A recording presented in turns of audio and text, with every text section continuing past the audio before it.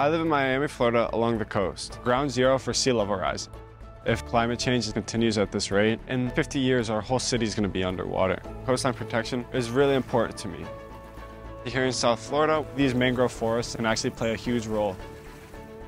I'm Will Sharuis. I'm 16 years old. My project is called A Million Mangroves.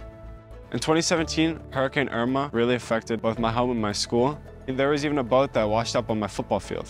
I happened to be learning about climate change in school, and I just felt I had to do something. I felt the need. My actions started with just advocacy. I would just tell my friends, try and get them involved and get them to see the real importance of this issue. I started to bring it up in my community, and eventually I was able to attend different climate conferences around the world to speak on behalf of the youth voice. But then during the pandemic, I bought an old used kayak and was able to explore the mangroves right outside my home. I began to see the beauty in mangroves and realized the importance of these trees. Mangroves protect our coastlines and prevent coastline erosion.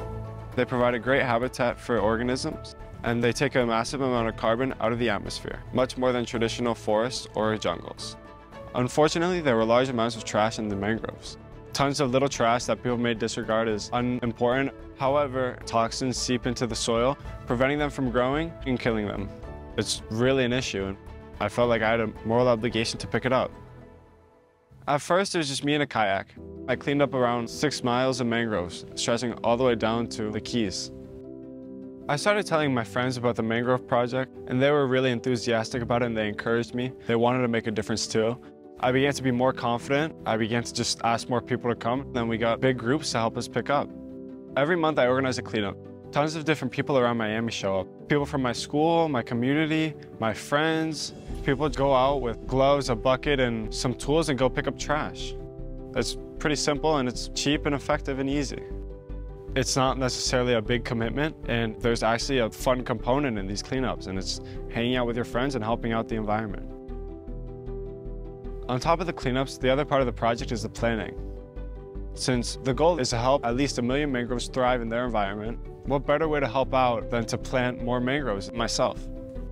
First, I pick up the mangrove propagules and grow them for about 1.5 years until they're ready to be transplanted into the earth.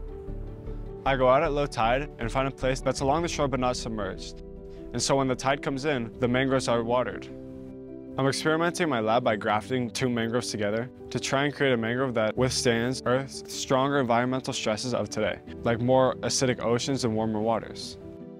At the beginning, only around 20% of the mangroves survived, but now I'm getting to the point where around 70% survive and are able to grow in these tough conditions.